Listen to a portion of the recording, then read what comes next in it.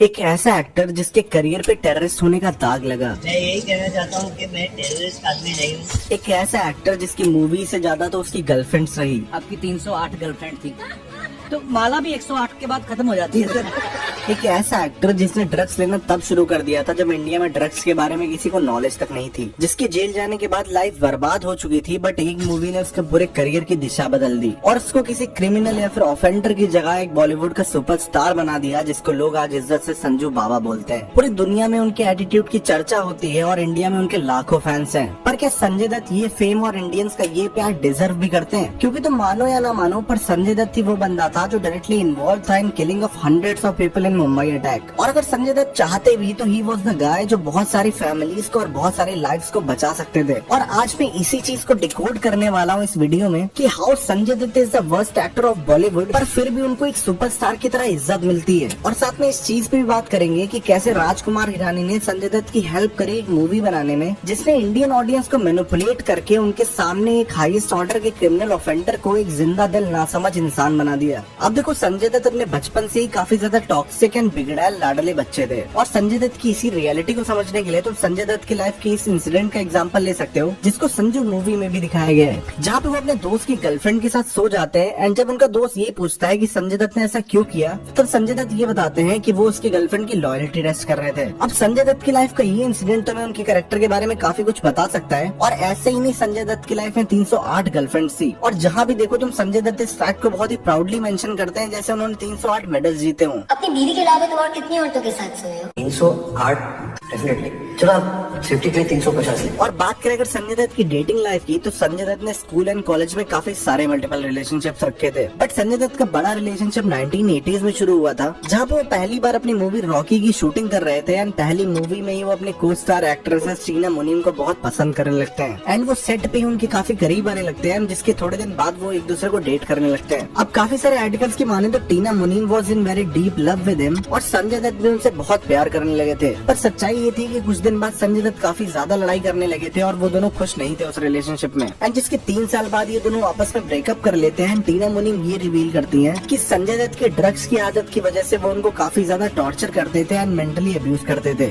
और अगर आर्टिकल्स की माने तो टीना मुनीम काफी ज्यादा केयरिंग गर्लफ्रेंड थी, क्योंकि वो उनको ड्रग्स रिहेबिलिटेशन सेंटर भी लेके जाती थी एंड उन्होंने अपने रिलेशनशिप के टाइम पे काफी ज्यादा ट्राई किया था कि संजय दत्त की ये बुरी आदत छूट जाए एंड वो हैप्पीली रह सके। पर ये सारी चीजें नहीं हो पाती हैं। संजय दत्त बहुत ज्यादा टॉक्सिक हो जाते हैं, बहुत ज्यादा ड्रग अब्यूज में चले जाते हैं, जिसके बाद उनकी काफी सारी लड़ाइयाँ होती हैं, उनका ब्रेकअप हो जाता है। अब 1984 तक उनका रिलेशनशिप चला था, जिसके 3 साल बाद तक भी संजय दत्त ने काफी सारी लड़कियों को डेट किया, बट 1987 में आके उन्होंने एक एक्ट्रेस ऋचा शर्मा के साथ शादी कर ली एंड उनकी शादी काफी अच्छी भी चल रही थी, इसीलिए उनको अगले साल एक बेटी भी हो गई। एंड जब सारी चीजें सही जा रही थी एंड संजय दत्त भी एक फैमिली लाइफ जी रहे थे, तब 4 साल बाद उनकी वाइफ को एक ब्रेन ट्यूमर हो जाता है एंड जिस चीज के इलाज के लिए उनकी वाइफ ऋचा शर्मा और उनकी बेटी को उन्हें यूएस शिफ्ट करना पड़ता है एंड संजय दत्त भी काफी सारे यूएस के विजिट्स करते हैं उनका ध्यान रखने के लिए। बट धीरे धीरे संजय दत्त की ये यूएसए की ट्रिप्स बंद हो जाती हैं, वो अचानक से अपने वाइफ को इग्नोर करने लगते हैं एंड उसके कुछ दिनों बाद ये न्यूज आती है कि जहाँ पे संजय दत्त की वाइफ यूएसए में अपने 3 साल की बेटी के साथ ब्रेन ट्यूमर से लड़ रही है, वहाँ पे संजय दत्त इंडिया में माधुरी दीक्षित को डेट करने लग जाते हैं एंड इवन 4 साल के बाद जब उनकी वाइफ इंडिया वापस आती है अपने लाइफ का बचा हुआ कुछ टाइम स्पेंड करने के लिए एंड तब भी संजय दत्त उनको एयरपोर्ट पे रिसीव नहीं करने जाते हैं, वो उनको टोटली इग्नोर कर देते हैं एंड इस चीज के बाद उनकी वाइफ ब्रेन ट्यूमर से हार जाती है, वो दुनिया छोड़ देती है। और इसी टाइम पे ऋचा शर्मा के घर वाले संजय दत्त पे ये एलिगेशंस लगाते हैं कि जब उनकी वाइफ और उनकी बेटी को सबसे ज्यादा जरूरत थी तब संजय दत्त ने उनका साथ ही नहीं दिया। पर इस टाइम तक आते आते संजय दत्त और माधुरी दीक्षित 3 साल के रिलेशनशिप में थे और वो अपने वाइफ को भूल चुके थे, तो उनको इस चीज से कोई फर्क नहीं पड़ रहा था और वो माधुरी दीक्षित से शादी करने की भी सोच रहे थे। पर 1993 में कुछ ऐसा होता है कि संजय दत्त की लाइफ का बुरा टाइम शुरू हो जाता है और माधुरी दीक्षित भी उन्हें छोड़ देती है। और वो इंसिडेंट कोई और इंसिडेंट नहीं बल्कि मुंबई बॉम्ब ब्लास्ट था। देखो, 6 दिसंबर 1992 में अयोध्या में बाबरी मस्जिद को तोड़ दिया जाता है, जिसके बाद पूरे देश में भयंकर राइट्स होने लगते हैं। इंडिया में अलग अलग जगहों पे लोगों को रिलीजन के नाम पे मारा जाने लगता है, लेकिन जहाँ पे सबसे ज्यादा भयंकर ब्लास्ट होता है वो था मुंबई, क्योंकि इस इंसिडेंट के 3 महीने बाद 12 मार्च 1993 में मुंबई स्टॉक एक्सचेंज के नीचे एक कार पार्क होती है, जिसको रिमोट कंट्रोल से ब्लास्ट कर दिया जाता है और इस धमाके में 225 लोग जख्मी हो जाते हैं एंड इसके तुरंत बाद मुंबई में कई सारी जगहों पे ऐसे ही ब्लास्ट होने लगते हैं, multiple motorcycle, scooters and cars में ब्लास्ट होते हैं, जिसके बाद 257 लोगों की जान चली जाती है और शहर के मल्टीपल लोकेशंस पे लगभग 1400 से ज्यादा लोग घायल हो जाते हैं। जिसके बाद मुंबई की पूरी पब्लिक डर जाती है और उनको खुद नहीं पता होता है कि अगला ब्लास्ट क्या होता है उनके घर में ही हो जाए। लेकिन कैसे भी करके ब्लास्ट बंद होते हैं, जिसके बाद सीबीआई अपनी जांच बिठाती है और उन्हें ये पता चलता है कि इस धमाके में जो आरडीएक्स यूज हुआ था वो बहुत ही ज्यादा हाई ग्रेड का था और वर्ल्ड वॉर 2 के बाद इतने ज्यादा क्वांटिटी में आरडीएक्स का यूज कहीं पे भी नहीं हुआ। और देश की ऐसी फाइनेंशियल कैपिटल पे इतना बड़ा हमला होने के बाद पुलिस और सीबीआई पता लगाने में लग जाती है कि अगर मुंबई में इतना ज्यादा आरडीएक्स आया तो लाया कौन, और अगर आ भी गया था तो इसको इतना सेफली रखा कहाँ गया था, वो कौन से लोग थे जिन्होंने इस चीज में मदद करी। एंड इसके बाद पुलिस और सीबीआई रात दिन एक कर देती है, जिसके बाद उन्हें खबर मिलती है कि बाबा मूसा नाम का एक बंदा है जिसने ये वेपन्स और आरडीएक्स स्टोर किया था। और जब पुलिस बाबा मूसा को अरेस्ट करती है और इन्वेस्टिगेट करती है तब वो बंदा 2 लोगों का नाम लेता है। पहला नाम था हनीफ गढ़वाला एंड दूसरा नाम था समीर हिंगोरा। अब हनीफ एक फेमस तवा रेस्टोरेंट का मालिक था और वो समीर के साथ मिलकर के मैग्नम सीडी नाम की एक कंपनी को चलाता था। एंड इसके साथ समीर एक प्रोडक्शन हाउस का भी मालिक था जिसका नाम था इनपा।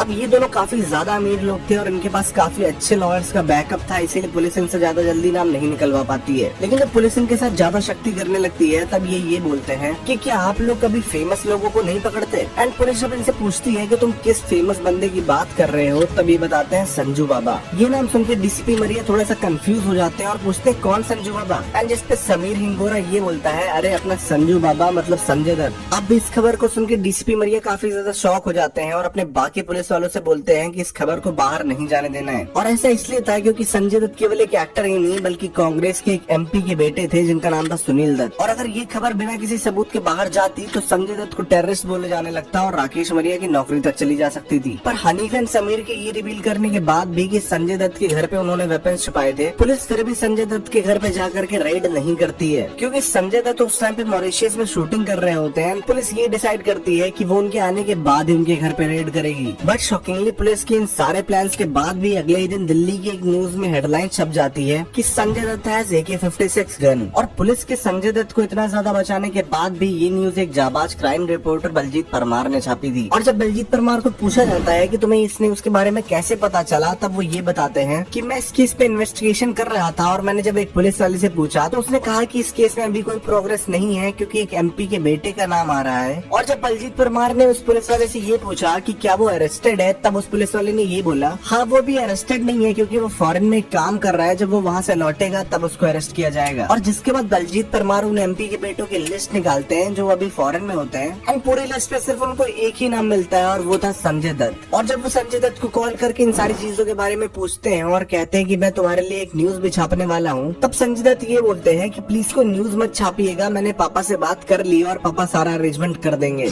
और जिसको सुन के बलजीत परमार का शक यकीन में बदल जाता है और वो संजय दत्त से ये बोलते हैं मैंने कहा तुम एक काम कर के वो वेपन लेके खार पुलिस स्टेशन में जमा करवा दो, क्योंकि अगर आप जमा करवाते हो तो आपके ऊपर आर्म्स एक्ट का केस बनेगा।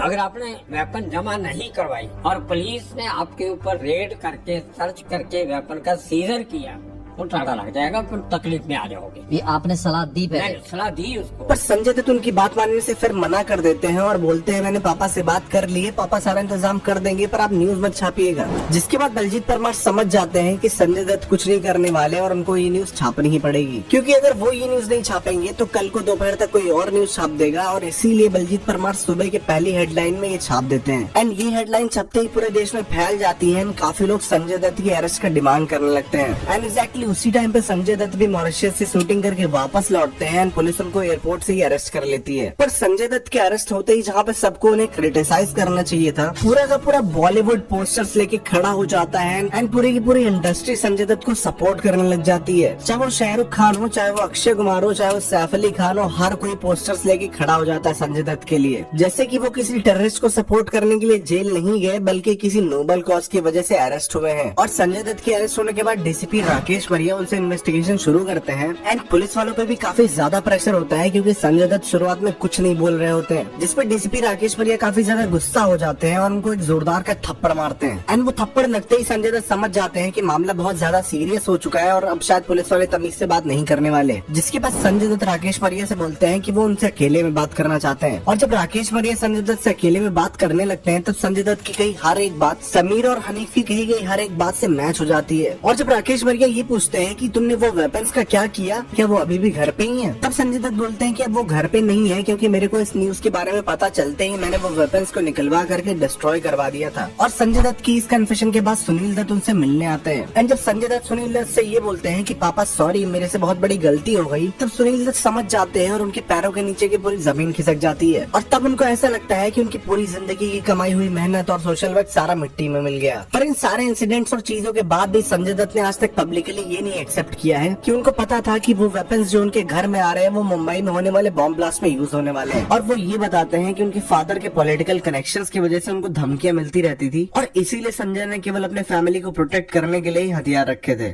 Well, it's because like I will kill you and your family.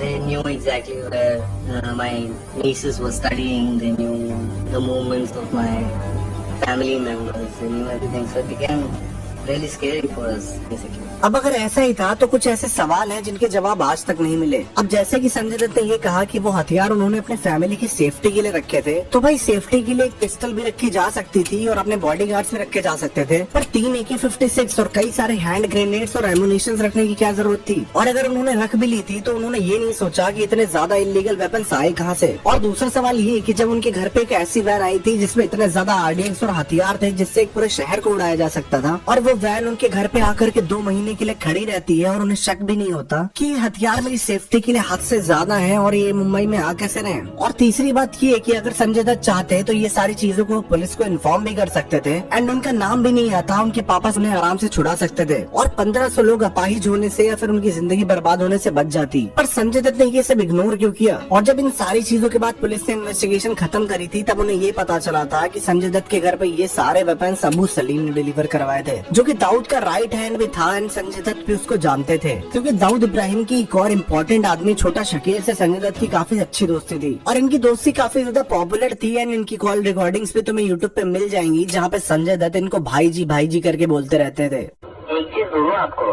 वो चिकना जो है करिश्मा को फोन करके बोलता है कि ये क्या होता है, आप सोचिए भाई, ज्यादा दिन नहीं है जी, और मैं जी बस ये दुआ करो लगे में जी, ज्यादा दिन नहीं है। अभी अगर ये आ जाता ना जी तो मैं समझता हूँ तुम लोगों को खुशखबरी थी, बिल्कुल समझ में आएगा जी। अब ये सब प्रूफ करता है कि संजय दत्त सिर्फ एक विक्टिम ही नहीं थे बल्कि एक हाईली इन्फ्लुएंशियल आदमी थे जिनके अंडरवर्ल्ड्स के साथ बहुत अच्छे कनेक्शंस थे। पर सच्चाई यही है कि संजू मूवी में ये सारी चीजें दिखाई ही नहीं गई और ऐसा दिखाया गया कि उनके सारे बुरे कर्मों की उनको सजा भी मिल गई जहाँ पे वो जेल जाते हैं। पर अगर तुम उनके जेल का टाइम भी ध्यान से देखोगे तो पहले उनको 1993 में 16 महीने जेल में रखा गया था, जिसके 10 साल बाद उन पे फिर एक केस चलता है और उनको 7 महीने के लिए फिर 2006 में जेल में डाला जाता है। पर हमारे वहाँ तो एक चोर को भी 7 महीने से ज्यादा की सजा सुनाई जाती है। पर संजय दत्त पे टाटा मतलब एक टेररिस्ट वाला केस लगने के बाद भी केवल उनको 7 महीने जेल में रहना पड़ता है, फिर उनको बेल मिल जाती है। पर जिसके बाद वो 5 साल आराम से अपने घर पे रहते हैं, लेकिन लास्ट में 2013 में सुप्रीम कोर्ट इनको सजा सुनाती है, जिसके बाद ये 5 साल की सजा में जाते हैं। पर वो सजा भी केवल इनके 3.5 साल में खत्म हो जाती है इनके अच्छे बिहेवियर को देख के। पर संजू मूवी के अंदर उनकी इस टेररिस्ट कनेक्शन को लेकर के कोई भी बात नहीं बोली जाती है, केवल ये दिखाया जाता है कि संजय दत्त बेचारा कैसे अपनी 5 साल की जेल की सजा काटता है, जिसमें वो टॉयलेट के पास बेचारा सोता है और उसको बहुत सारे स्ट्रगल्स करने पड़ते हैं। अब देखो तुम्हें भी पता है कि अल्ट्रा अमीर लोगों की लाइफ जेल में भी अच्छी होती है, पर संजय दत्त को टॉयलेट में सोता हुआ दिखाना और ये सारी चीजें दिखाना उन्हें खूब सारी सिंपैथी दिलाता है इंडियन से। और अगर सच बताओ तो संजय दत्त ने इन 5 साल की जेल टाइम में भी काफी ज्यादा एंजॉय किया था, क्योंकि इस टाइम पे उन्होंने 2 शादियां भी करी थी एंड 2 बच्चे भी करे थे एंड वो बार बेल पे बाहर आकर के आराम की जिंदगी जी रहे थे। और शायद इसीलिए जिस संजय दत्त को उनके देश वालों ने एक मेगा स्टार या फिर सुपरस्टार का स्टेटस दिया है, संजय दत्त उसी देश के साथ गद्दारी करने के बाद भी आज एक सुपरस्टार की जिंदगी जी रहा है। अब तुम चाहे मानो या ना मानो, पर डायरेक्टली या फिर इनडायरेक्टली संजय दत्त के हाथ में उन मासूमों के खूनों से रंगे हुए हैं। मगर जब ऐसे इंसान पे इंडिया में एक बायोपिक बनती है तो पूरा देश उसे सिंपैथाइज करता है और उस बायोपिक में ऐसा दिखाया जाता है कि मानो वो दुनिया का सबसे बड़ा बेचारा हो, जिसके साथ बचपन में गलत होने की वजह से उसने ड्रग्स की आदत लगा ली हो और अपने चार्मिंग पर्सनैलिटी की वजह से वो काफी सारे मल्टीपल रिलेशनशिप में रहा हो और उसने चीट किया हो। पर बेचारा दिल का बहुत साफ था और बहुत ही नादान था कि गलती से और नासमझी से टेररिस्ट की हेल्प भी कर देता है। पर बेचारे का वो 5 साल के लिए जेल जाना, EMIs में और टॉयलेट के पास सोना हर चीज जस्टिफाई कर देता है और संजय दत्त को उसके कर्मों की सजा मिल चुकी है। एंड इंडियंस ने सच में इस स्टोरी के साथ काफी ज्यादा सिंपैथाइज किया था और इसीलिए संजय दत्त की लाइफ चेंज हो गई थी और उनको बड़े बड़े प्रोजेक्ट्स भी मिले थे इसके बाद। But I consider it shame कि राजकुमार हिरानी ने संजय दत्त के दोस्त होने की वजह से उनकी ये PR मूवी बनाई और शायद इसीलिए बलजीत परमार जिसे संजय दत्त को एक्सपोज किया था वो ये मूवी देखने भी नहीं गए थे। मैंने फिल्म इसलिए नहीं देखी। आप फिल्म देखने क्यों जाते हो? फिल्म में एक हीरो होता है, Sanjay Dutt is not my hero. अब तुम इन सारी चीजों के बाद संजय दत्त के बारे में क्या सोचते हो कमेंट सेक्शन में जरूर बता के जाना। और अगर तुम्हें भी लगता है कि बॉलीवुड उतना अच्छा नहीं है जितना दिखाता है तो इस वीडियो को लाइक करके सबके पास जरूर पहुंचाना और ऐसे ही अमेजिंग एक्सपोज वाली वीडियोस आगे देखने के लिए चैनल को सब्सक्राइब भी कर लेना।